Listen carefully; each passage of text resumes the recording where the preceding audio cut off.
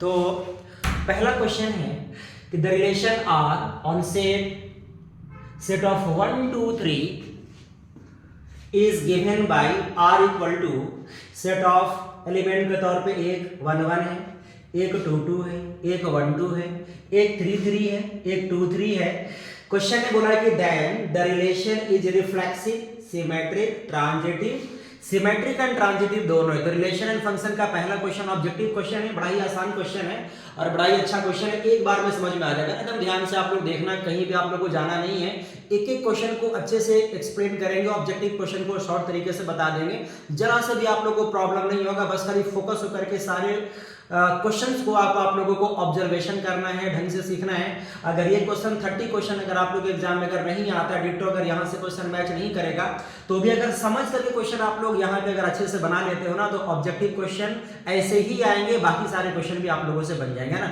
चलो बच्चों, हम लोग यहाँ से स्टार्ट करते हैं कि a relation R on set 1 2 3 is given by R equal to 1 1 2 2 1 2 3 3 2 3, then the relation R is reflexive, symmetric, transitive, symmetric and transitive। Relation and function की क्वेश्चन है, ये पूछा गया है कि ये रिलेशन इन चारों में से कौन सा रिलेशन होगा, रिफ्लेक्सिव होगा, सिमेट्रिक होगा, ट्रांजिटिव होगा, या सिमेट्रिक ट्रांजिटिव यहाँ पे दोनों होगा। चलो यहाँ पे देखते हैं क्या होगा। तो देखो क्वेश्चन में बोला है कि 1 1 रिलेशन से बिलोंग करेगा, 2 2 भी रिलेशन से बिलोंग करेगा, 1 2 भी रिलेशन से बिलोंग कर रहा है। ये सब सारे एलिमेंट रिलेशन से बिलोंग कर रहा है। और रिफ्लेक्सिव के बारे में हम लोग जानते हैं कि अगर ए बी आर से बिलोंग करेगा तो ए भी आर से बिलोंग करना चाहिए, अगर ए बी आर से बिलोंग करेगा तो बी ए बी आर से बिलोंग करना चाहिए, अगर ए बी और बी सी आर से बिलोंग करेगा तो ए सी भी आर से बिलोंग करना चाहिए। तो ऐसे केस में ट्रांजिटिव कहलाते हैं। ए बी अगर आर से बिलोंग करेगा, उसी के साथ अगर बी ए भी आर से बिलोंग कर लिया तो सिमेट्रिक कहलाता है। ए बी अगर आर से बिलोंग करेगा लेकिन साथ में ए भी अगर आर से बिलोंग कर लिया तो रिफ्लेक्सिव कहलाता है। तो यहाँ पे देखो ये वाला एलिमेंट हमारे पास 1 2 3 है, तो यहाँ पे देखो 1 1 है यानी कि ए है, 2 2 है यानी कि हमारे पास ए आर से बिलोंग करेगा। यहाँ पे देखो यहाँ पे 3 3 भी है, तो इसका मतलब आर से यहाँ पे देखो बिलोंग कर रहा है, मतलब ए भी यहाँ पे आर से बिलोंग कर रहा है। हाँ, लेकिन यहाँ पे देखो 1 2 आर में है लेकिन 2 1 आर में नहीं है, तो इसका मतलब ये सिमेट्रिक रिलेशन नहीं है। उसी तरह से यहाँ पे देखना कि यहाँ पे 1 2 और 2 3 आर से बिलोंग करेगा, यानी कि ए बी और बी सी आर से बिलोंग कर रहा है, लेकिन यहाँ पे देखो ए सी आर से बिलोंग नहीं करेगा। ए सी अगर आर से बिलोंग करता तो 1 3 भी आर में यहाँ पे शामिल रहता, 1 3 यहाँ पे नहीं है, तो इसका मतलब ए बी और बी सी है लेकिन ए सी नहीं है, तो हम लोग इसको ट्रांजिटिव रिलेशन नहीं कहेंगे, है ना। तो यहाँ पे देखो 1 1 है, 2 2 है, 3 3 है, 1 2 है लेकिन 2 1 नहीं है, तो सिमेट्रिक नहीं हुआ। 1 2 है, 2 3 है लेकिन 1 3 यहाँ पे नहीं है, तो ये ट्रांजिटिव भी नहीं हुआ। तो ये रिलेशन सिमेट्रिक भी नहीं होगा, ट्रांजिटिव भी नहीं होगा। हाँ, लेकिन क्योंकि 1 1 है, 2 2 है, 3 3 है, मतलब ए आर से बिलोंग कर रहा है, तो इसका मतलब ये रिलेशन रिफ्लेक्सिव रिलेशन होगा, यानी कि ऑप्शन ए हम लोगों का सही चॉइस होगा। तो ये था पहला क्वेश्चन। अब चलो हम लोग आते हैं दूसरे क्वेश्चन के तरफ। बड़ा ही आसान क्वेश्चन सब है। अब दूसरा क्वेश्चन यहाँ पे ये है कि let f x equal to x cube. F x का वैल्यू दिया गया है एक्स क्यूब के फॉर्म में। फिर यहाँ पे देखो be a function with domain 0 1 2 3 then the domain of f inverse. बड़ा ये भी आसान क्वेश्चन है। एफ एक्स का वैल्यू यहाँ पे दिया गया है और एफ एक्स का डोमेन भी दिया हुआ है। बोला जा रहा है कि इस फंक्शन के इनवर्स फंक्शन का डोमेन क्या होगा। तो किसी भी फंक्शन का इनवर्स जब हम लोग निकालते हैं ना, तो डोमेन बन जाता है कोडोमेन, डोमेन बनेगा रेंज और रेंज बन जाता है डोमेन, है ना। सिंपल क्वेश्चन है।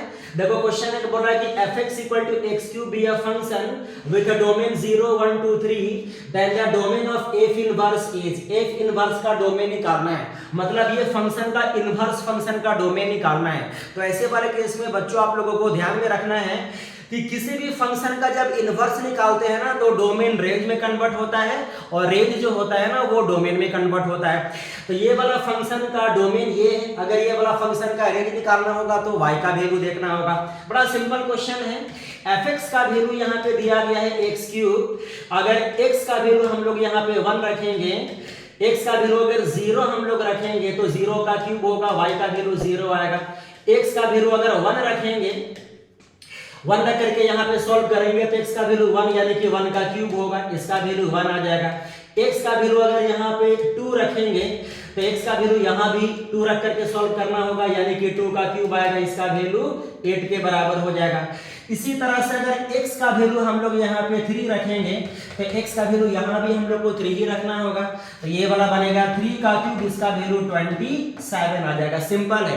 तो अगर फंक्शन का डोमेन ये होगा तो फंक्शन का रेंज ये होगा।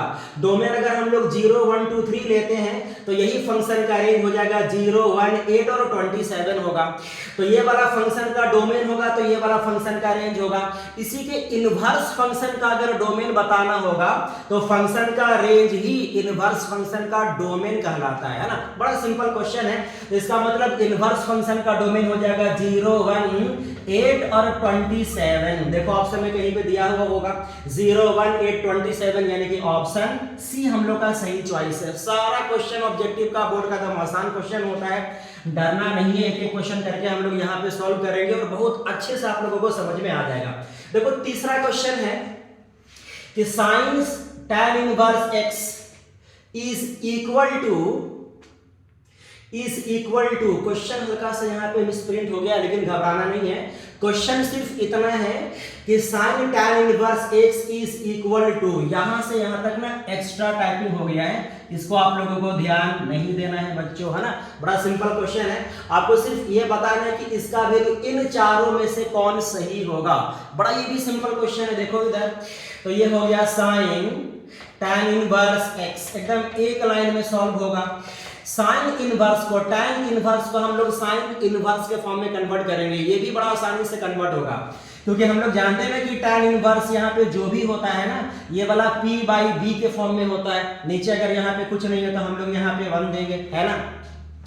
तो ये है tan इनवर्स p/b। अगर साइन इनवर्स के फॉर्म में कन्वर्ट करना होगा तो हम लोग को p/b नहीं, यहाँ पे p/h लेना होगा। एक यहाँ पे राइट एंगल ट्रायंगल हम लोग ड्रॉ कर लेंगे, और यहाँ पे tan इनवर्स है तो p/b होगा, px हो जाएगा और b हो जाएगा 1, तो हाइपोटेनस हो जाएगा root under base square plus perpendicular square, इतना हो जाएगा हाइपोटेनस। अगर साइन इनवर्स में कन्वर्ट करेंगे तो हम लोगों को p/h लेना होगा। p/h का मतलब x/√1 प्लस x स्क्वायर हो जाएगा। फिर यहाँ पे देखो, यहाँ से यहाँ तक कैंसिल होगा तो x/√1 प्लस बोलो कितना, x स्क्वायर होगा। तो इसको सिंप्लीफाई करेंगे ना तो इसके बराबर आएगा। ये भी एकदम से आसान क्वेश्चन था, यानी कि ऑप्शन डी हम लोग का सही चॉइस होगा, है ना। तो ये था क्वेश्चन नंबर 3। अब हम लोग आगे बढ़ते हैं क्वेश्चन नंबर 4 की तरफ। सारा क्वेश्चन बोर्ड का ना आसानी होता है। क्वेश्चन नंबर 4 में है cot inverse 1/√3 minus cos inverse -1/2। ये भी देखो कितना आसान क्वेश्चन। ये हो गया cot इनवर्स 1/√3 को हम लोग कर देंगे cot π/3। cot 60 डिग्री का वैल्यू 1/√3 होता है। फिर यहाँ पे देखो cos इनवर्स -x का इनवर्स ट्रिग्नोमेट्री में फॉर्मूला होता है pi minus cos inverse x होता है। x को रिप्लेस करेंगे 1/2 से। ये भी एकदम आसानी से क्वेश्चन बनने वाला है। तो ये हो गया cot इनवर्स। हम लोग यहाँ पे कैंसिल भी कर सकते हैं ना, यहाँ से यहाँ तक इसको कैंसिल करेंगे तो ये बनेगा π/3। फिर ब्रैकेट हम लोग यहाँ से हटा देंगे तो आएगा -π। फिर ये बनेगा माइनस माइनस प्लस, और ये बनेगा cos इनवर्स, और ये 1/2 को रिप्लेस करेंगे cos π/3 से ही। बड़ा आसानी से ये भी क्वेश्चन बनने वाला है। बस खाली आप लोगों को एक नजर एकदम से लगा करके यहाँ पे टिकाए रखना है ना। फिर यहाँ पे देखो, इसको यहाँ से यहाँ तक कैंसिल करेंगे, ये वाला भी बनेगा π/3। फिर अगर इन लोग दोनों को ऐड करेंगे तो π/3 प्लस π/3 ये वाला बनेगा 2π/3 और माइनस हो जाएगा पाई। फिर अगर एलसीएम लेकर के इसको सिंप्लीफाई करेंगे तो 3 हो जाएगा एलसीएम, यहाँ पे बचेगा 2π और माइनस, इसको मल्टीप्लाई करेंगे तो ये बनेगा 3π। फिर इन लोग दोनों को यहाँ से माइनस करेंगे तो ये बनेगा -π/3। सारा क्वेश्चन एकदम से आसान है, तो इसका मतलब कि ऑप्शन बी हम लोगों का सही चॉइस होगा। तो ये था क्वेश्चन नंबर 4। अब जरा देखते हैं क्वेश्चन नंबर 5। क्वेश्चन नंबर 5 में है कि if this matrix is equal to this matrix then the value of x and y are respectively. बड़ा ये भी आसान क्वेश्चन है कि अगर ये दोनों मैट्रिक्स आपस में इक्वल मैट्रिक्स है तो आपको बताना है कि x और y का वैल्यू क्या होगा। चलो देखते हैं क्या होगा। तो अगर इक्वल मैट्रिक्स होते हैं ना तो कॉरस्पॉन्डिंग एलिमेंट्स भी आपस में इक्वल ही कहलाते हैं। तो यहाँ पे देखना है कि इसका मतलब कि 2x प्लस वाई का वैल्यू 7 के बराबर लेंगे और इसका 1 2 एलिमेंट, इसका वाला 1 2 एलिमेंट के बराबर होगा। तो हम लोग यहाँ पे कर देंगे 4x इक्वल टू कर देंगे 5y माइनस यहाँ पे 7। फिर इन लोग दोनों से हम लोग x और y की वैल्यू निकाल लेंगे। ये भी बड़ा आसान क्वेश्चन है, जरा देखते जाना। या हम लोग ये काम भी कर सकते हैं, थोड़ा सा कैलकुलेशन आसान करने के लिए ना, इस एलिमेंट को इससे भी इक्वेट करके हम लोग निकालेंगे तो थोड़ी सी कैलकुलेशन आसान हो जाएगी। मतलब ये इसके बराबर होगा, ये इसके बराबर होगा, ये इसके बराबर होगा, ये इसके बराबर होगा, कैसे भी आप लोग बनाओगे तो क्वेश्चन बन जाने वाला है। तो अब यहाँ पे देखना 5x माइनस 7 का वैल्यू भी y के बराबर होगा। हम लोग यहाँ पे 4x equal to x plus 6। चलो सही है, इसको हम लोग इसके साथ अगर इक्वेट करेंगे तो कैलकुलेशन हो सकता है कि आसान हो जाएगा। यानी कि 5x माइनस 7 इक्वल टू हम लोग यहाँ पे कर देंगे इक्वल टू यहाँ पे कर दे 5x माइनस 7 इक्वल टू यहाँ पे y हो जाएगा। अब जरा ध्यान से यहाँ पे देखना, यानी कि 2x plus Y equal to यहाँ पे 7, साथ में 5x माइनस वाई कर देंगे और इसको ले जाएंगे उधर तो बनेगा प्लस 7। फिर इन लोग दोनों को हम लोग यहाँ पे सबसे पहले ऐड कर देंगे तो ये कैंसिल हो जाएगा। फिर इन लोग दोनों को यहाँ पे ऐड कर देंगे तो ये बनेगा ओनली 7x और इन लोग दोनों को यहाँ पे ऐड कर देंगे तो ये बनेगा 14। फिर यहाँ पे इन लोग दोनों को कैंसिल कर देंगे तो ये बनेगा 2, यानी कि x का वैल्यू 2 आएगा। और अगर x का वैल्यू 2 होगा तो दोनों में से किसी भी इक्वेशन में रख करके हम लोग यहाँ से y की वैल्यू निकाल सकते हैं। देखो x का वैल्यू 2 यहाँ पे रखते हैं तो 2 इंटू बनेगा 2 प्लस y इक्वल टू हो जाएगा 7। फिर इसको मल्टीप्लाई करेंगे तो आएगा 4 प्लस y इक्वल टू हो जाएगा 7, यानी कि y इक्वल टू 7 माइनस 4, यानी कि y का वैल्यू आ जाएगा 3। x का वैल्यू 2 और y का वैल्यू हो जाएगा 3, यानी कि ऑप्शन बी इसका सही चॉइस होगा, है ना। ऐसे ही सारा क्वेश्चन को हम लोगों को बस खाली समझ लेना है। अब चलो आते हैं क्वेश्चन नंबर 6 में। क्वेश्चन नंबर 6 है कि if A be any square matrix then a plus a dash कैसा मैट्रिक्स होगा? Skew symmetric matrix, identity matrix होगा, स्क्यू सिमेट्रिक मैट्रिक्स होगा या सिमेट्रिक मैट्रिक्स होगा या फिर नन ऑफ दिस होगा। इन तीनों में से कोई नहीं होगा। चलिए इसके बारे में भी समझ लेते हैं। मैट्रिक्स का थ्योरी ही होता है कि किसी भी मैट्रिक्स को उसके ट्रांसपोज मैट्रिक्स के साथ ऐड किया जाता है ना तो हमेशा सिमेट्रिक मैट्रिक्स आता है। ये मैट्रिक्स का थ्योरी ही है ना। तो ऐसे वाले क्वेश्चन को बिना पेन उठाए, बिना कुछ कैलकुलेट किए, आराम से बस खाली याद करके आंसर को बता देना है। तो ऐसे वाले क्वेश्चन का सीधा आंसर हम लोग लिखेंगे सिमेट्रिक मैट्रिक्स। और बात को याद कर लेना है कि a प्लस a डैश हमेशा सिमेट्रिक मैट्रिक्स होता है और a माइनस a डैश हमेशा स्क्यू सिमेट्रिक मैट्रिक्स होगा, है ना। तो ये था क्वेश्चन नंबर 6, जिसका आंसर हम लोग का बी होगा, सिमेट्रिक मैट्रिक्स होगा, है ना। अब चलो आते हैं क्वेश्चन नंबर हम लोग 7 में। क्वेश्चन नंबर 7 है कि if this determinant is equal to this determinant, तो x की वैल्यू यहां से निकालना है। ये भी आसान क्वेश्चन है। इसमें क्या करेंगे हम लोग, सिंपलीफाई करने के लिए इसको मल्टीप्लाई कर देंगे तो आ जाएगा 10, है ना। ऐसे ab है ना, AC माइनस यहाँ पे कर देंगे हम लोग BD। बड़ा सिंपल है। पहले इसको मल्टीप्लाई करेंगे 10, फिर इसको मल्टीप्लाई करेंगे आएगा 12, फिर इसको मल्टीप्लाई करेंगे ये बनेगा 5x, इसको मल्टीप्लाई करेंगे ये बनेगा 6x। एकदम आसानी से बस खाली देखना है, एक बार में क्वेश्चन समझ में सब कुछ आ जाना है। बस खाली पेशेंस रख करके पूरा कैलकुलेशन को देखना है ना। इसको सिंपलीफाई करेंगे तो आएगा -2 और इसको सिंपलीफाई करेंगे तो आएगा -x, फिर माइनस माइनस कैंसिल करेंगे तो x का वैल्यू 2 आएगा, यानी कि ऑप्शन ए हम लोग का सही चॉइस होगा। अब चलो आगे आते हैं क्वेश्चन नंबर हम लोग 8 में। अब क्वेश्चन नंबर 8 कंटिन्यूटी का क्वेश्चन है ना। इसमें बोला गया है कि what is the relation between a and b so that the function f defined by fx equal to this is continuous at x equal to 3। बड़ा ही प्यारा क्वेश्चन, आसान क्वेश्चन, सब एनसीईआरटी की क्वेश्चन है कि अगर ये क्वेश्चन x इक्वल टू 3 पे कंटिन्यूअस है ना तो आपको बताना है कि a और b के बीच में रिलेशन क्या होगा।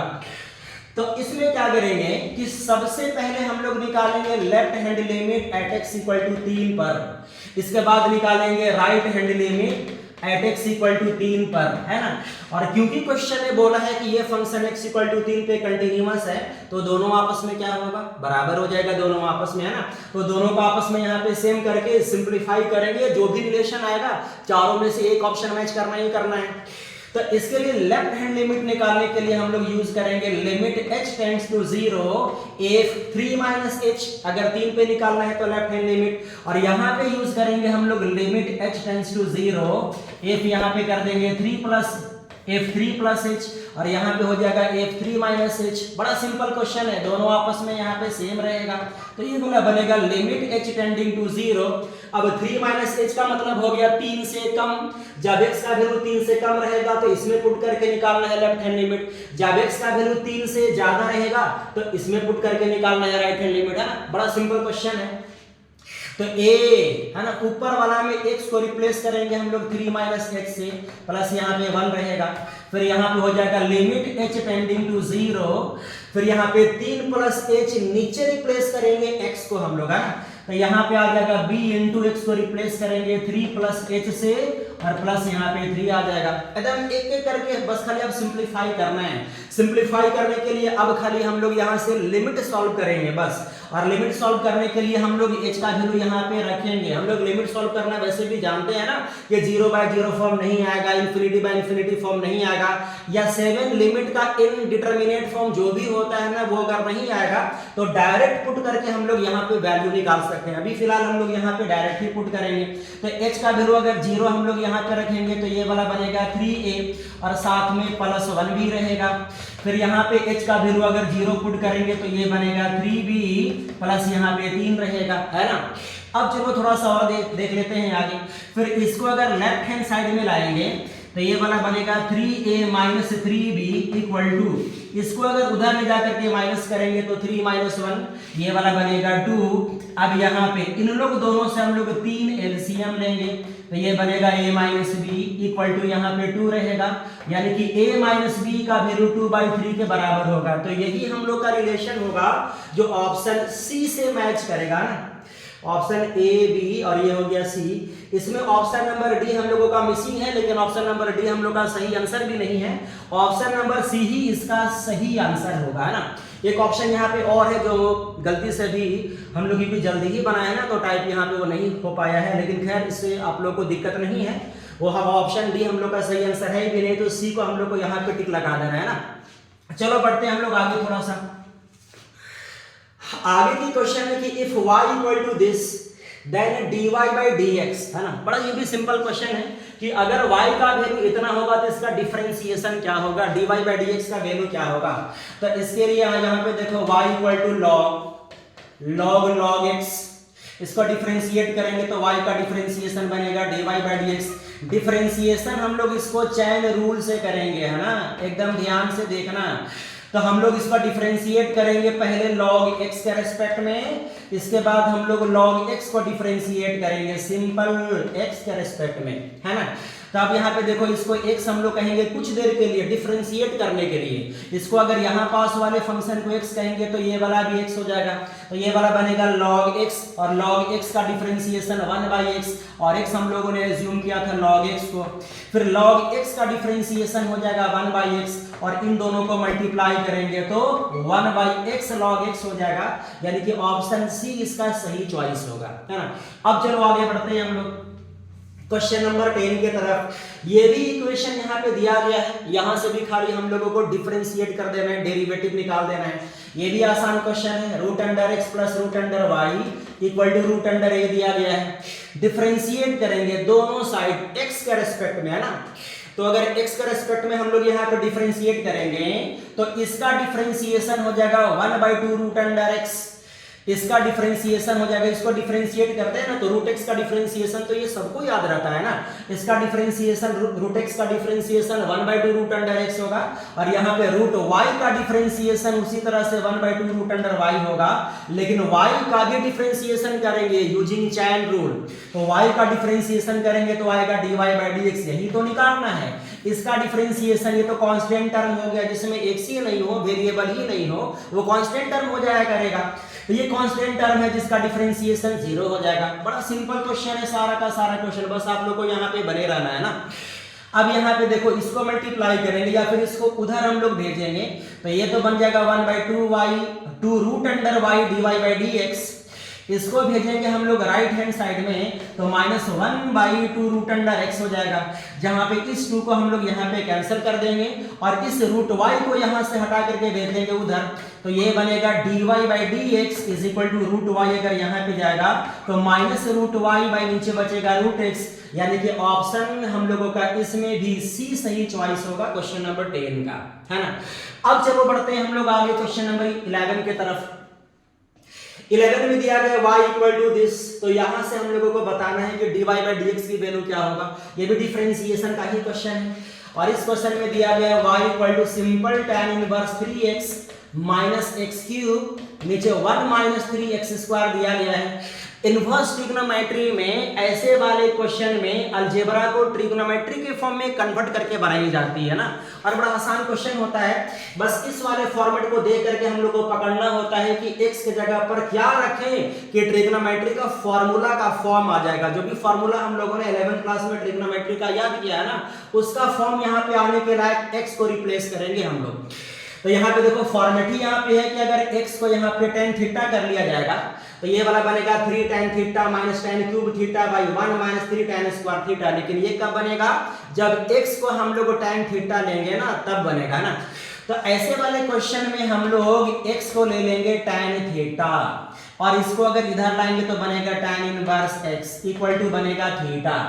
फिर इसको अगर यहाँ पे रिप्लेस करेंगे तो y बनेगा tan इनवर्स x को tan थीटा से रिप्लेस करेंगे तो ये बनेगा 3 tan थीटा माइनस बनेगा tan क्यूब थीटा, डिनोमिनेटर में हो जाएगा 1 माइनस 3 tan स्क्वायर होने की वजह से tan स्क्वायर थीटा हो जाएगा, और यहाँ पे 3 tan theta minus tan cube theta by 1 minus 3 tan square theta. Trigonometry का फार्मूला आप सबको ये सब फार्मूला तो कम से कम याद होगा ही, है ना।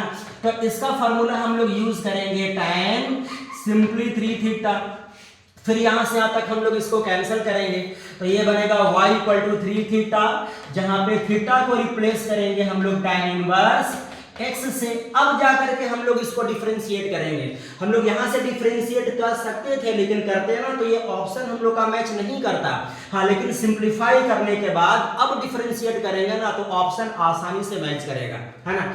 अब इसको डिफरेंशिएट करेंगे तो y का डिफरेंशिएशन बनेगा dy/dx, 3 हो जाएगा बाहर, और tan इनवर्स x का डिफरेंशिएशन 1/1 प्लस x स्क्वायर होता है, फिर मल्टीप्लाई करेंगे तो 3/1 प्लस x स्क्वायर हो जाएगा, यानी कि ऑप्शन हम लोगों का ए इसमें सही चॉइस होगा, है ना। अब चलो बढ़ते हैं क्वेश्चन नंबर 12 के तरफ।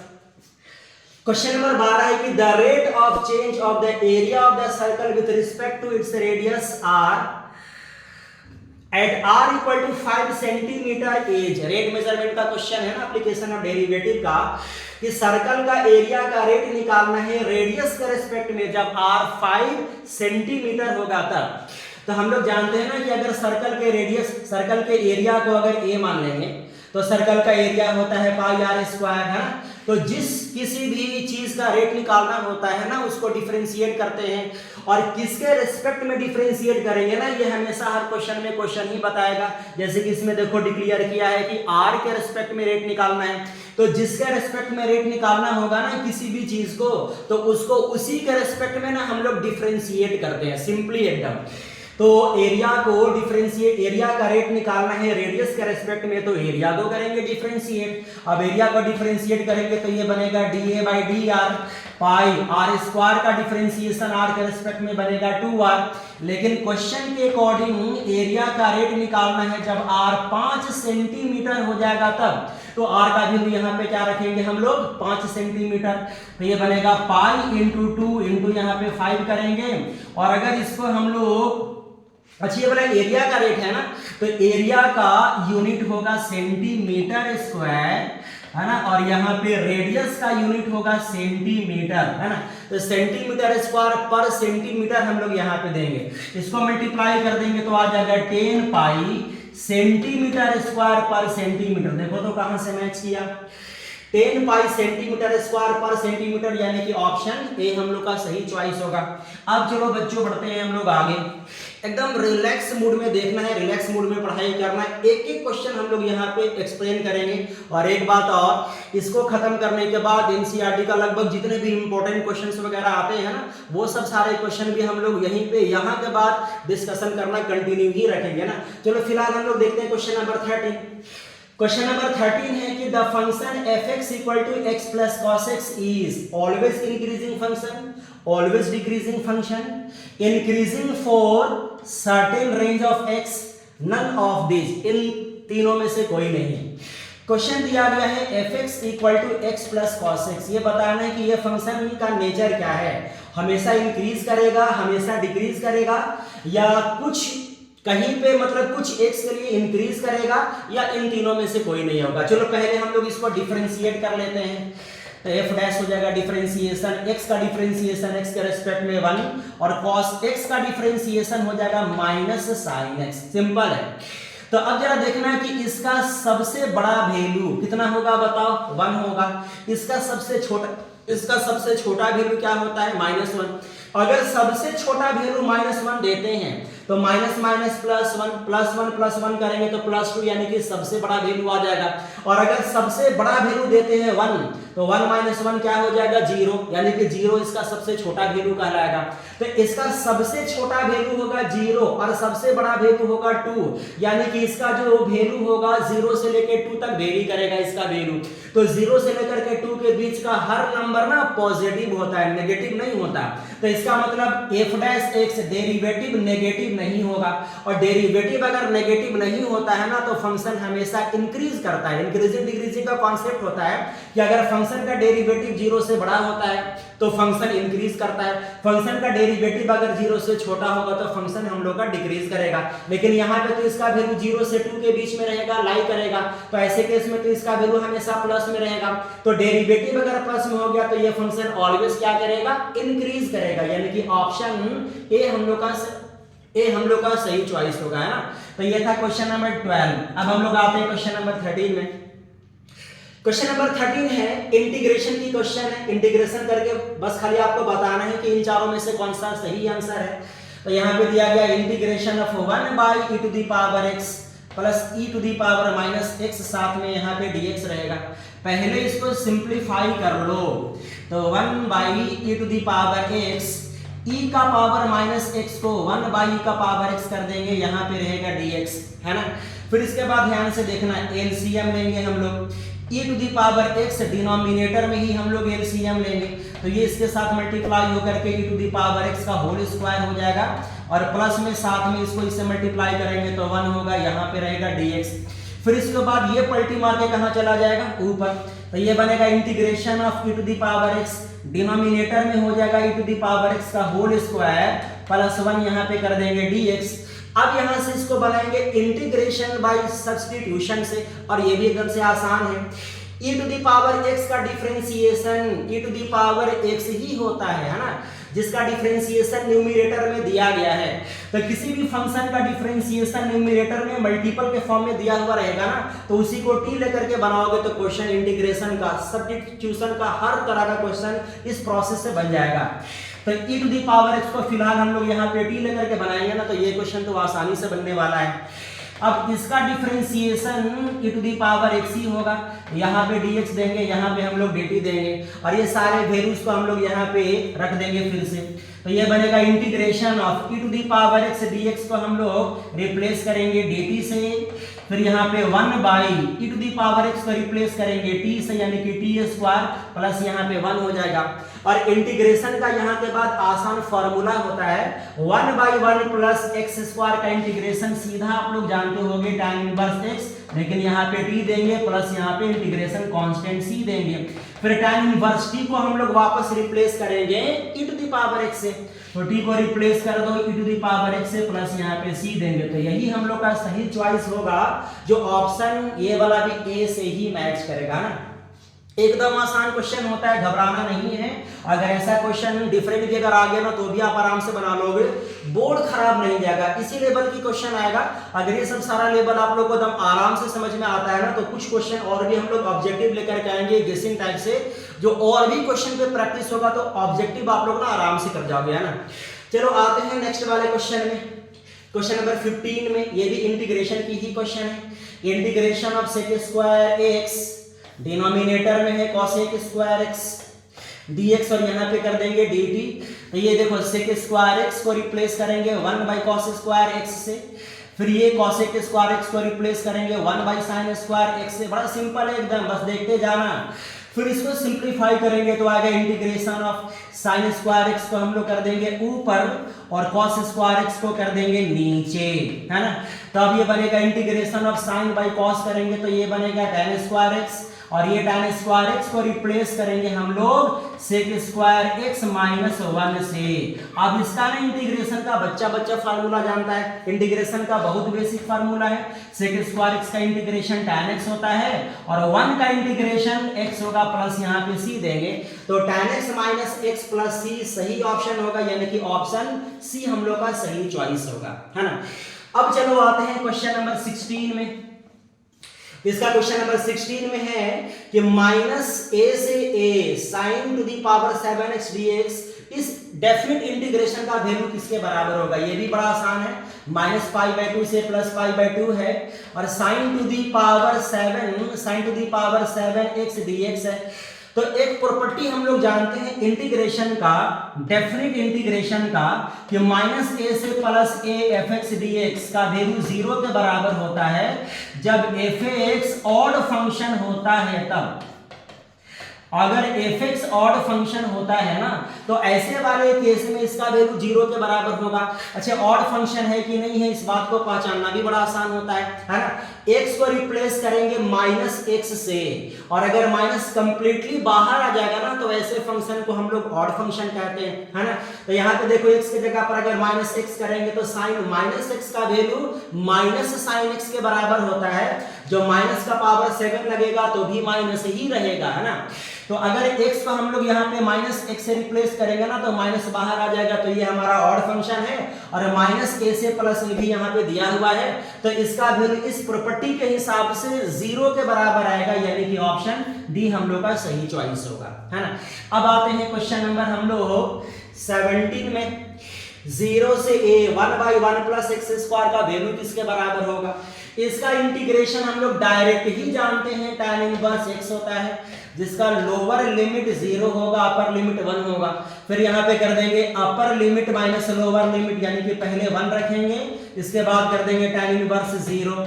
फिर ये बनेगा tan इनवर्स, इस 1 को रिप्लेस करेंगे हम लोग tan π/4 से, माइनस tan इनवर्स 0 को रिप्लेस करेंगे tan 0 से। फिर यहाँ से यहाँ तक कैंसिल होगा, ये बनेगा π/4, यहाँ से यहाँ तक कैंसिल होगा, ये 0 होगा, यानी कि आंसर इसका π/4 के बराबर, यानी कि ऑप्शन सी सही चॉइस होगा। बस खाली ध्यान से देखना है, एक एक क्वेश्चन हम लोग यहाँ पे आराम से सॉल्व करेंगे।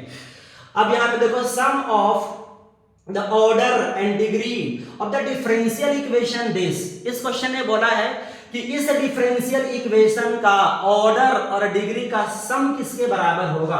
देखो क्वेश्चन यहाँ पे दिया गया d2y/dx2 इज इक्वल टू दिया गया √1 प्लस dy/dx का यहाँ पे दिया गया होल स्क्वायर।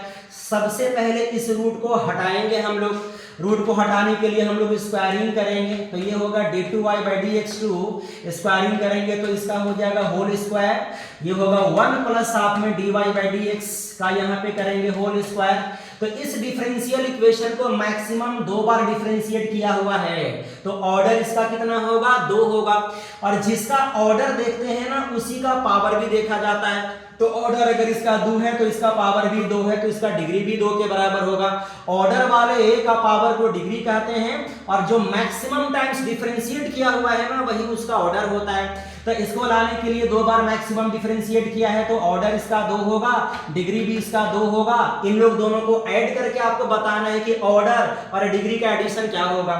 तो ऑर्डर 2 है, डिग्री 2 है, दोनों को ऐड करेंगे तो 4 आएगा, यानी कि ऑप्शन डी हम लोग का सही चॉइस होगा, है ना। ये सब एकदम से आसान क्वेश्चन होगा। अब चलो आगे बढ़ते हैं क्वेश्चन नंबर 19 में। क्वेश्चन नंबर 19 है, what is the integrating factor of the differential equation.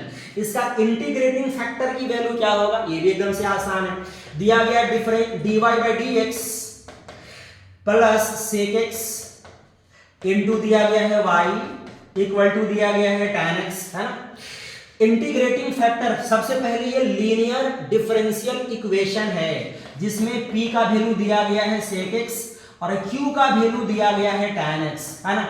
Integrating factor निकालने के लिए फार्मूला होता है e to the power integration of p dx, इसी फार्मूला से इंटीग्रेटिंग फैक्टर निकलता है। तो अब यहाँ पे देखो integration of e to the power integration of p को हम लोग रिप्लेस करेंगे sec x से, तो यहाँ पे बनेगा sec x, साथ में यहाँ पे रहेगा dx, और इंटीग्रेशन ऑफ sec x का इंटीग्रेशन होता है, sec x का इंटीग्रेशन होगा log tan x, इसका इंटीग्रेशन होगा log tan x नहीं, log sec x plus tan x होता है ना, बड़ा सिंपल है। तो अब यहाँ पे ध्यान से देखना, एक और log का फार्मूला जानते हैं कि e to the power log x base में अगर यहाँ पे e रहेगा, ये बेस और log का बेस अगर यहाँ पे सेम होता है ना तो यहाँ पास का आंसर लिखा जाता है, यानी कि हम लोग x वहां पे लिखेंगे। तो उसी तरह से देखना यहाँ भी e और इस log का भी बेस यहाँ पे e, तो यहाँ से यहाँ तक कैंसिल करके खाली इसको लिखेंगे, sec x plus tan x का मॉड हम लोग यहाँ पे देंगे, तो ये होगा इंटीग्रेटिंग वैल्यू जो किसके बराबर होगा, sec x plus tan x के बराबर होगा, यानी कि ऑप्शन ए के बराबर होगा। ऑप्शन ए इसका सही चॉइस होगा। सब ऑब्जेक्टिव क्वेश्चन जितना भी आएगा ना एकदम बहुत बेसिक क्वेश्चन आएगा जो 1-2 लाइन में आप लोगों से बन जाएगा। वैसे तो हमको समझाने में थोड़ा सा टाइम लगेगा ना, क्योंकि मुझे यहाँ से आप लोगों को समझाना है, एक्सप्लेन करना है, बताना है, लेकिन अगर खुद से बनाना होगा ना तो सारा के सारा 30 क्वेश्चन मैक्सिमम 20 to 15 मिनट में आप लोग आराम से कर जाओगे। तो अब चलो देखते हैं question number 20, solution of the differential equation. इस डिफरेंशियल इक्वेशन का सॉल्यूशन इन चारों में से क्या होगा।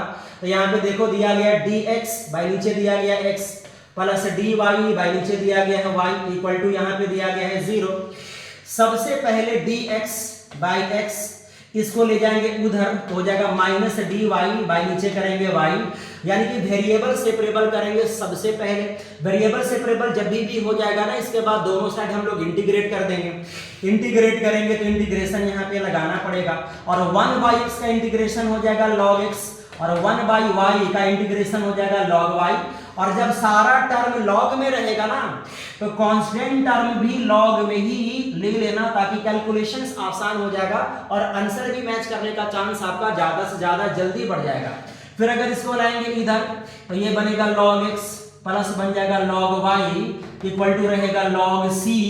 फिर यहाँ पे log c plus log d का फार्मूला यूज करेंगे, तो log c plus log d का फार्मूला हो जाएगा log c इंटू डी, यानी कि log x into y equal to यहाँ पे कर लेंगे log c। फिर अगर log यहाँ से हटा देंगे तो x into y equal to c हो जाएगा, यानी कि ऑप्शन बी सही हमारा चॉइस होगा।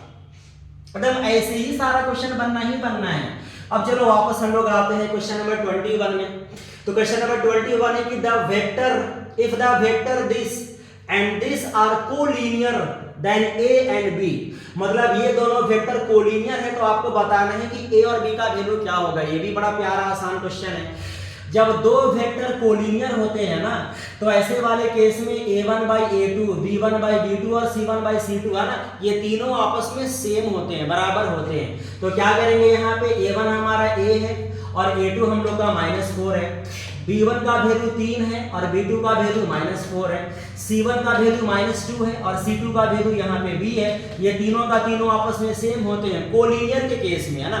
अब जब वो जरा वापस कैलकुलेट कर लो, तो कैलकुलेट करने के लिए इसको हम लोग इससे मल्टीप्लाई करेंगे। सबसे पहले इसको यहाँ पे a बाई 3 होगा ना, हल्का सा यहाँ पे मिस्टेक हो गया, यहाँ पे 4 नहीं, यहाँ पे 3 रहेगा। तो इसको अगर इससे मल्टीप्लाई करेंगे तो a का वैल्यू हो जाएगा, क्रॉस मल्टीप्लाई करके इन लोग दोनों से हम लोग a का वैल्यू निकाल लेंगे। इसको यहाँ पे मल्टीप्लाई करेंगे तो -9 a1 बाई a2 का वैल्यू यहाँ पे एक और मिस्टेक है, -3 नहीं खाली +3 होगा। तो अब अगर हम लोग इसको मल्टीप्लाई करेंगे ना, इसको इससे मल्टीप्लाई करेंगे तो 9 आएगा और नीचे रहेगा -4 नीचे तो ऊपर दो एक ही बात होगा। तो a का वैल्यू -9/4 के बराबर होगा। फिर इन लोग दोनों को सिंप्लीफाई करके यहाँ से b की वैल्यू निकाल लेंगे हम लोग। इसको इससे मल्टीप्लाई करेंगे तो ये बनेगा 3b और इसको इससे मल्टीप्लाई करेंगे तो 8, यानी कि b का वैल्यू 8/3 हो जाएगा, है ना। तो a का वैल्यू -9/4, b का वैल्यू 8/3, a का वैल्यू -9/4, b का वैल्यू 8/3, यानी कि ऑप्शन बी हम लोग का सही चॉइस हो जाएगा, है ना। ऐसे ही करके सारा क्वेश्चन एकदम बना डालना है। अब जरा आते हैं क्वेश्चन नंबर 22 में। क्वेश्चन नंबर 22 है कि if a is non zero vector of magnitude a हमारा ऐसा वेक्टर है जो जीरो नहीं है, जिसका मैग्नीट्यूड a के बराबर है, यानी कि मैग्नीट्यूड ऑफ वेक्टर a को इस क्वेश्चन में a बोला है। And lambda is a non zero scalar, lambda एक स्केलर क्वांटिटी है, यानी कि कांस्टेंट है लेकिन जीरो नहीं होगा। Then lambda vector a will be a unit vector if, question ये आपसे बोला गया है कि lambda a अगर यूनिट वेक्टर होगा तो इन चारों में से कौन सा ऑप्शन हम लोग का सही होगा। तो अब जरा बताना कि अगर lambda a यूनिट वेक्टर होगा तो इसका मैग्नीट्यूड 1 के बराबर होगा, है ना। और फिर स्केलर क्वांटिटी को हम लोग मैग्नीट्यूड के बाहर मैग्नीट्यूड के साथ ही हम लोग निकाल सकते हैं। फिर ये वाला बचेगा magnitude of vector a equal to यहाँ पे 1 हो जाएगा। और क्वेश्चन के according magnitude of vector a का वैल्यू देखो a के बराबर क्वेश्चन में दिया गया है, इक्वल टू यहाँ पे 1 होगा, यानी कि a का वैल्यू 1/mod लैम्डा के बराबर होगा, यानी कि ऑप्शन यहाँ पे डी हम लोग सही चॉइस लेंगे, है ना। तो क्वेश्चन नंबर 22 का डी ऑप्शन हम लोग के लिए सही चॉइस होगा, है ना। अब चलो आते हैं सीधे हम लोग क्वेश्चन नंबर 23 में। क्वेश्चन नंबर 23 भी वेक्टर की ही क्वेश्चन है और ये वाला क्वेश्चन में a वेक्टर दिया गया है, b वेक्टर भी दिया गया है। Then projection of vector a on vector b, vector a का प्रोजेक्शन निकालना है, projection of vector a on vector b निकालना है, जो डायरेक्ट फार्मूला होता है vector a dot b by नीचे मैग्नीट्यूड ऑफ वेक्टर b, यही फार्मूला होता है इसका। जहां पे अगर a डॉट b निकालेंगे, यानी इन लोग दोनों वेक्टर का हम लोग डॉट प्रोडक्ट करेंगे हम लोग, तो डॉट प्रोडक्ट करेंगे तो यहाँ पे i डॉट i होता है, j को j के साथ करेंगे डॉट, k को k के साथ करेंगे डॉट। सिंपल एकदम डॉट प्रोडक्ट आप लोग को वैसे भी 11th क्लास से ही आता होगा, वेक्टर आप लोगों को 11th क्लास में ही पढ़ना था क्या। तो अब यहाँ पे देखो i कैप, इसको अगर इसके साथ डॉट करेंगे तो ऊपर आ जाएगा 2, इसको अगर इसके साथ हम लोग डॉट करेंगे तो यहाँ पे आ जाएगा -9, और अगर इसको इसके साथ डॉट करेंगे तो ये बनेगा 42, ये हो जाएगा 42, यही ना होगा, 42 के बराबर ही आ जाएगा। नीचे होगा वेक्टर b का मैग्नीट्यूड, ये वेक्टर b है, इसका मैग्नीट्यूड होता है root under a square plus b square plus c square. Magnitude निकालने का तरीका आप लोग को बहुत अच्छे ढंग से आता होगा। तो यहाँ पे देखो इसका मैग्नीट्यूड निकालेंगे तो 2 का मैग्नीट्यूड 4, 3 का मैग्नीट्यूड 2 का स्क्वायर करेंगे तो आएगा 4, 3 का स्क्वायर करेंगे तो आएगा 9, 6 का स्क्वायर करेंगे तो बनेगा 36। फिर इन लोग दोनों को ऐड कर देंगे तो आ जाएगा 44, और 44 में से 9 माइनस करेंगे तो आएगा 35। इन लोग तीनों को ऐड करेंगे तो बनेगा 49, 49 का रूट निकालेंगे तो आएगा 7, और 7 5 जा 35, यानी कि वेक्टर a का मैग्नीट्यूड वेक्टर b पे निकालेंगे तो 5 के बराबर आएगा, यानी कि ऑप्शन बी इसका सही चॉइस होगा। एकदम ऐसा क्वेश्चन आपका बोर्ड में लगभग आने वाला है, ऐसा ही क्वेश्चन आता है और ऐसे ही कैलकुलेट करके शॉर्ट में आप लोग को भी निकल जाना है ना। अब चलो आते हैं क्वेश्चन नंबर 24 में। The direction ratio of the two lines are A B C and BC minus CA minus AB respectively, then the angle between these lines is, बड़ा सिंपल कह रहा है क्वेश्चन, कह रहा है कि the direction ratio of two lines this and this, the direction ratio of the two lines this and this respectively, then the angle between these lines are, बड़ा simple question है, question ने बोला है कि दो लाइन का direction ratio दिया गया है और डायरेक्शन रेशियो से ही दो लाइन का बीच का एंगल आपको निकालना है। और बड़ा आसान क्वेश्चन होता है कि अगर लाइन का डायरेक्शन रेशियो पता हो और दो लाइन का बीच का एंगल हम लोग थीटा मान लेते हैं और लाइन का डायरेक्शन रेशियो अगर पता हो तो cos थीटा का फार्मूला होता है a1 into a2 b1 into b2 c1 into c2 by नीचे root under a1 square b1 square c1 square और a2 square b2 square c2 square होता है, वो भी रूट के अंदर है ना। तो cos थीटा का फार्मूला हो जाएगा a1 into a2, a1 करेंगे तो a आएगा, a2 करेंगे तो b minus c आएगा, प्लस b1 करेंगे तो b आएगा और b2 करेंगे तो c minus a आएगा, प्लस c1 करेंगे तो c आएगा और c2 करेंगे तो a minus b आ जाएगा और नीचे आएगा रूट अंडर a1 स्क्वायर यानी कि a स्क्वायर, b1 स्क्वायर यानी कि b स्क्वायर, c1 स्क्वायर यानी कि c square, root under a2 square करेंगे तो b minus c का स्क्वायर, फिर b2 स्क्वायर करेंगे तो c minus a का स्क्वायर और ये हो गया c2 यानी कि a minus b का स्क्वायर हो जाएगा। सिंपल क्वेश्चन है।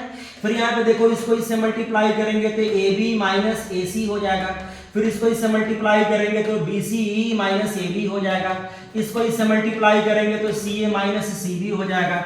डिनोमिनेटर जैसा है वैसा ही रखना, डिनोमिनेटर में छेड़छाड़ मत करना क्योंकि मुझे लग रहा है कि न्यूमिनेटर सारा कैंसिल होकर के जीरो के बराबर हो जाएगा। देखो ab से ab कैंसिल, ac से ac कैंसिल, bc से bc कैंसिल, तो क्या हो गया ऊपर zero, zero by any number करेंगे तो बताओ क्या हो जाएगा जीरो, यानी कि cos थीटा का वैल्यू कितना हो गया बताओ जीरो, यानी कि cos theta equal to zero को रिप्लेस करेंगे cos पाई बाई 2 से, फिर cos को हटा देंगे तो थीटा का वैल्यू पाई बाई 2, यानी कि दो लाइन का बीच का एंगल कितना होगा पाई बाई 2 के बराबर होगा, यानी कि ऑप्शन बी हम लोग का सही चॉइस होगा, है ना।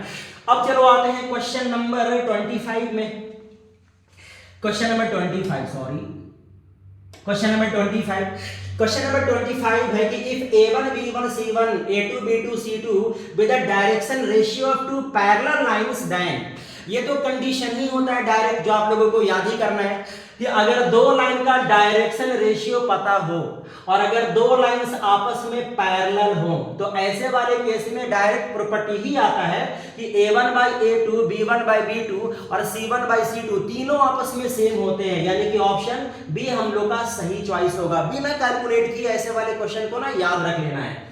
फिर आते हैं क्वेश्चन नंबर 26 में, क्वेश्चन नंबर 26 प्रोबेबिलिटी का क्वेश्चन है ना, और बोला गया कि mother father and son line up at random for a family picture if E such that sun on one end, f such that father in middle, then probability of e when f is। बड़ा आसान question है। बोला गया कि mother father और सन एक line में खड़े होते हैं अचानक रैंडमली, तो अगर मदर फादर और सन अगर एक लाइन में खड़े होंगे तो ऐसे खड़े होंगे कि पहले मदर रहेगा, फिर फादर रहेंगे, फिर सन रहेंगे, फिर मदर, फिर इसके बाद सन, इसके बाद फादर रह सकते हैं, या फिर पहले सन रहेगा इसके बाद मदर, इसके बाद फादर रह सकते हैं, या फिर सन फादर और मदर लाइन में रह सकते हैं, या फिर हो जाएंगे, या फिर फादर मदर और सन भी लाइन में खड़े हो सकते हैं इस वे से, या फिर फादर सन और मदर भी इस तरह से लाइनअप हो सकते हैं। तो अगर मदर फादर और सन अगर लाइनअप अगर होंगे तो ये 6 तरीके से लाइनअप होंगे, या तो मदर फादर सन रहेंगे, या तो मदर सन फादर रहेंगे, या तो सन मदर फादर रहेंगे, या तो सन फादर मदर रहेंगे, या तो फादर मदर सन, या तो फादर सन मदर रहेंगे। तो ये 6 केस यहाँ पे बनेगा जब मदर फादर सन लाइनअप करेंगे। तो फिर इसके बाद बोला गया कि E such that sun on one end, मतलब कि एक एंड में सन रहेगा, उस इवेंट को ई कहा गया है।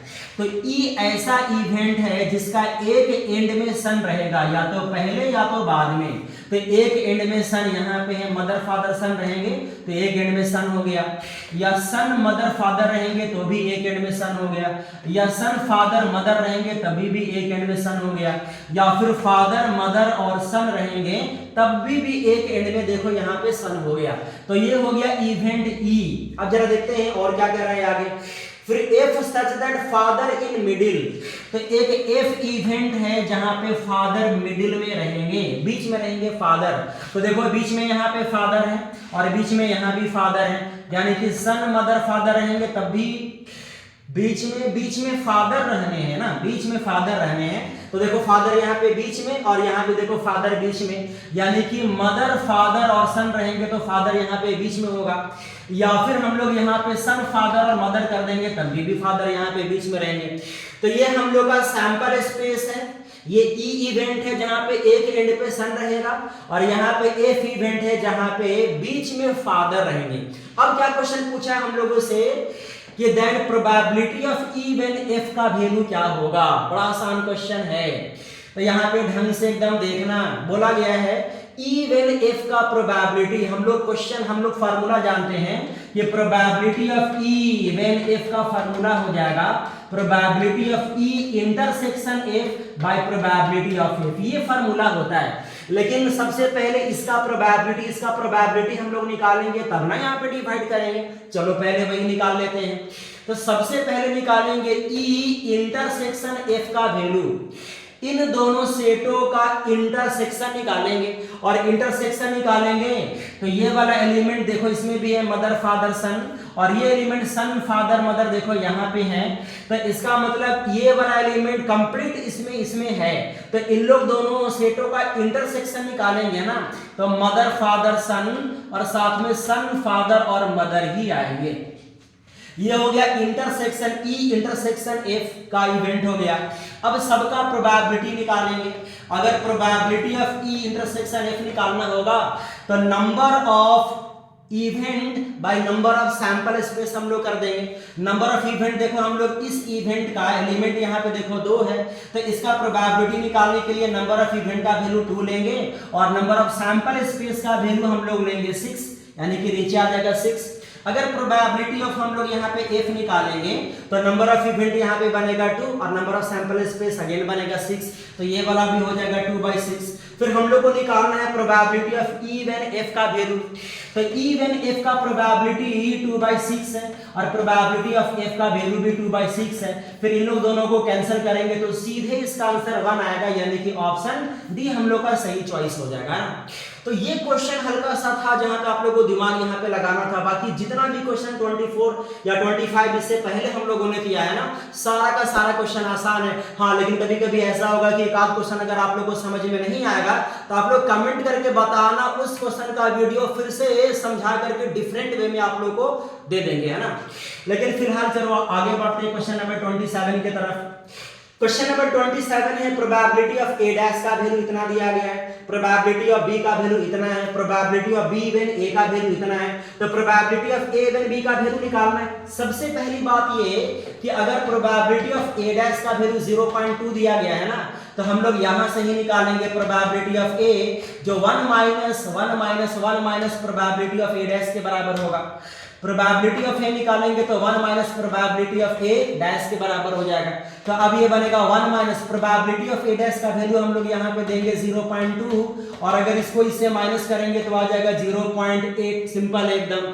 अब यहाँ पे देखो probability of B when A का वैल्यू दिया गया है और हम लोग जानते हैं कि probability of A intersection B का एक फार्मूला होता है probability of B when A into probability of A. ये एक फार्मूला होगा जिसमें probability of B when A का वैल्यू क्वेश्चन में दिया गया है, यहाँ पे रख लेंगे 0.4 एंड प्रोबेबिलिटी ऑफ ए का वैल्यू हम लोगों ने यहाँ पे निकाला है, तो ये बन गया 0.8, है ना। फिर इन लोग दोनों को यहाँ पे मल्टीप्लाई करेंगे सबसे पहले, तो 0.8 को मल्टीप्लाई करेंगे तो ये वाला बनेगा, मल्टीप्लाई करेंगे तो 0.32 के बराबर आएगा।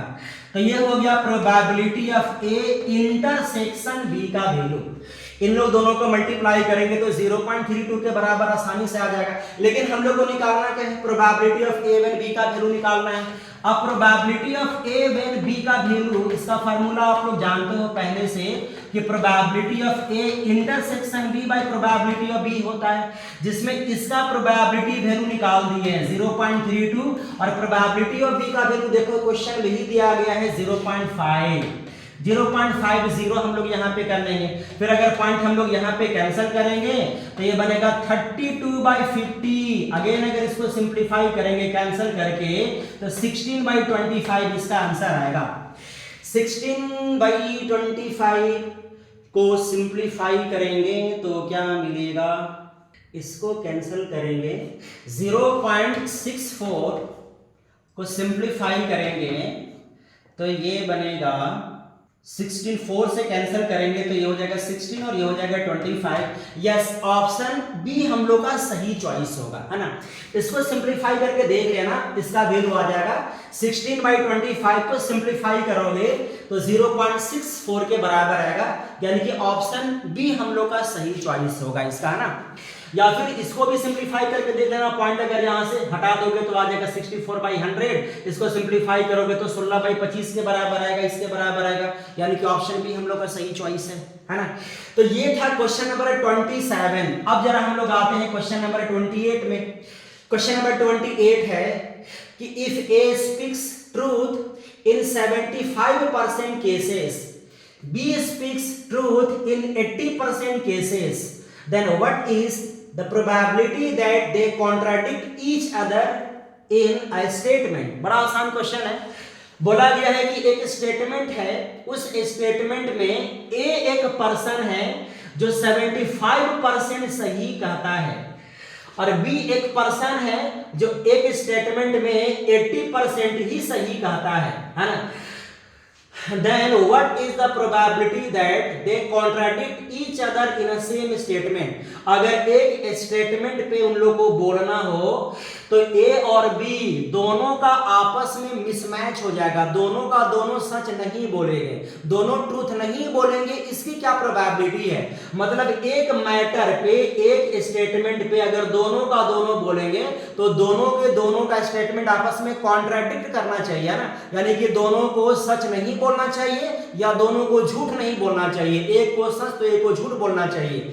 तो हम लोगों से पूछा जा रहा है कि अगर एक स्टेटमेंट पे दोनों पर्सन बोलेंगे तो एक को सच और एक को झूठ बोलने का प्रोबेबिलिटी क्या होगा, बस क्वेश्चन यही है। तो ए को सच बोलने का प्रोबेबिलिटी को प्रोबेबिलिटी ऑफ ए कह देते हैं और ए को झूठ बोलने की प्रोबेबिलिटी को प्रोबेबिलिटी ऑफ ए डैश कह देते हैं और बी को सच बोलने की प्रोबेबिलिटी को प्रोबेबिलिटी ऑफ बी और सच नहीं बोलने की प्रोबेबिलिटी को प्रोबेबिलिटी ऑफ बी डैश कह देते हैं।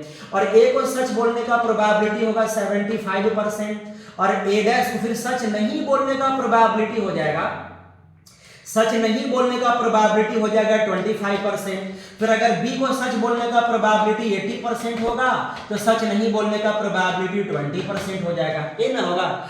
तो अब क्वेश्चन यहाँ पे ये है कि अगर एक झूठ बोलेंगे और एक सच बोलेंगे इसकी प्रोबेबिलिटी क्या होगा, यानी कि ए अगर, यानी कि प्रोबेबिलिटी ऑफ ए अगर सच बोलेगा तो बी झूठ बोलेगा या ए अगर झूठ बोलेगा तो बी सच बोलेगा। तो ए सच बोलेगा और बी झूठ बोलेगा, यानी कि यहाँ पे बी डैश होगा। ए सच बोलेगा एंड बी को झूठ बोलना चाहिए, या फिर अगर ए झूठ बोलेगा एंड बी को सच बोलना चाहिए, यानी कि प्रोबेबिलिटी का बी होना चाहिए। एंड का मतलब इनटू होता है, ए सच बोलेगा एंड बी झूठ बोलेगा, एंड का मतलब इनटू, या फिर या का मतलब प्लस होता है, ए झूठ बोलेगा एंड बी सच बोलेगा, तब ना स्टेटमेंट आपस में कॉन्ट्राडिक्ट होगा दोनों का, है ना। तो एक सच बोलेंगे एंड दूसरा झूठ बोलेंगे, या का मतलब होता है प्लस, ए झूठ बोलेगा एंड दूसरा सच बोलेगा, तो इसकी प्रोबेबिलिटी आपको निकालना है। बड़ा आसान क्वेश्चन है। तो प्रोबेबिलिटी ऑफ ए का वैल्यू दिया गया 80% यानी कि 8/100। प्रोबेबिलिटी ऑफ बी डैश का वैल्यू दिया गया है 20% यानी कि 20/100। फिर प्रोबेबिलिटी ऑफ ए डैश का वैल्यू दिया गया 25% यानी कि 25/100 एंड प्रोबेबिलिटी ऑफ बी का वैल्यू दिया गया है 20 ये प्रोबेबिलिटी ऑफ बी का वैल्यू दिया गया 80%, यानी कि 80/100 यहाँ पे हो जाएगा। एंड प्रोबेबिलिटी ऑफ ए का वैल्यू 80% नहीं है, 75% है, तो यहाँ पे 75/100 होगा, है ना। अब इसी को खाली कैलकुलेट कर लेना है बस। इसको 25 से कैंसिल करेंगे तो 3 होगा, ये वाला 4 बनेगा, और ये कैंसिल करेंगे तो ये वाला 5 हो जाएगा। 25 से कैंसिल करेंगे तो ये वाला 4 हो जाएगा, और यहाँ पे 20 से कैंसिल करेंगे तो ये वाला 4 होगा और ये वाला 5 हो जाएगा। फिर इसको सिंपलीफाई करेंगे तो ऊपर हो जाएगा 3, नीचे हो जाएगा 20। इसको सिंपलीफाई करेंगे तो ऊपर मल्टीप्लाई होकर के 4, नीचे हो जाएगा 20, फिर 20 हो जाएगा एलसीएम, ऊपर अगर दोनों को ऐड करेंगे तो 7, यानी कि 7/20, यानी कि ऑप्शन ए हम लोग का सही चॉइस होगा एकदम। हाँ, थोड़ा सा प्रोबेबिलिटी में मेहनत करवाएगा, लेकिन ऐसे ही क्वेश्चन बन जाएगा। ध्यान से अगर आप लोग बनाओगे ना तो सारा क्वेश्चन बन ही जाना है। अब सीधे आते हैं क्वेश्चन नंबर 29 में। क्वेश्चन नंबर 29 है कि if A and B are event such that probability of A equal to 1/2, probability of B equal to 7/12, probability of A union B equal to 1/4, then A and B are independent, mutually exclusive, both A and B, या none of this. Question ये है खाली कि इन सब सारे इवेंटों का probability यहाँ पे दिया गया है, बस खाली आपको चेक करना है कि इंडिपेंडेंट इवेंट है या म्यूचुअली एक्सक्लूसिव इवेंट है। अगर म्यूचुअली एक्सक्लूसिव इवेंट होंगे तो ए इंटरसेक्शन बी का प्रोबेबिलिटी 0 के बराबर आएगा, और अगर इंडिपेंडेंट इवेंट होंगे तो probability of A intersection B probability of A into probability of B के बराबर होगा। देखते हैं दोनों में से कौन है, या फिर दोनों ही नहीं, या फिर दोनों ही है। दिया गया प्रोबेबिलिटी ऑफ ए का वैल्यू, प्रोबेबिलिटी ऑफ बी का वैल्यू, और probability of A dash union B dash का वैल्यू दिया गया है 1/4 के बराबर। सेट में हम लोग जानते हैं डिमॉर्गन्स लॉ। डिमॉर्गन्स लॉ में probability of A dash union B dash का वैल्यू होता है A intersection B whole dash, जिसका वैल्यू 1/4 के बराबर है। अच्छा, probability of A intersection B का यहाँ पे डैश है, अगर बिना डैश का प्रोबेबिलिटी हमको चाहिए तो 1 minus probability of A intersection B कर देंगे, जिसका वैल्यू 1/4 के बराबर होगा। बड़ा सिंपल है। फिर इसको उठा करके लाएंगे इधर और इसको कर देंगे उधर, तो ये बनेगा 1 माइनस 1/4 इक्वल टू बनेगा probability of A intersection B. बड़ा सिंपल है। फिर इसको सिंपलीफाई करेंगे तो ये बनेगा 3/4 इक्वल टू बनेगा probability of A intersection B. और अगर probability of A intersection B का वैल्यू अगर 0 के बराबर नहीं आया ना तो म्यूचुअली एक्सक्लूसिव इवेंट नहीं है, तो हो सकता है कि इंडिपेंडेंट होगा। तो अब जरा देखते हैं, अलग से हम लोग निकालेंगे प्रोबेबिलिटी ऑफ ए और प्रोबेबिलिटी ऑफ बी को इनटू करेंगे हम लोग। ढंग से यहाँ पे देखना, प्रोबेबिलिटी ऑफ ए इनटू निकालेंगे प्रोबेबिलिटी ऑफ बी, जहां पे प्रोबेबिलिटी ऑफ ए का वैल्यू 1/2 रखेंगे और प्रोबेबिलिटी ऑफ बी का वैल्यू 7/12 रखेंगे हम लोग, है ना। फिर अगर इसको मल्टीप्लाई कर देंगे तो आ जाएगा 7 ये वाला बनेगा 24, जो probability of A intersection B के बराबर नहीं है, है ना। तो इसका मतलब probability of A intersection B probability of A into probability of B के बराबर नहीं है, तो हम लोग इसको इंडिपेंडेंट भी नहीं कहेंगे।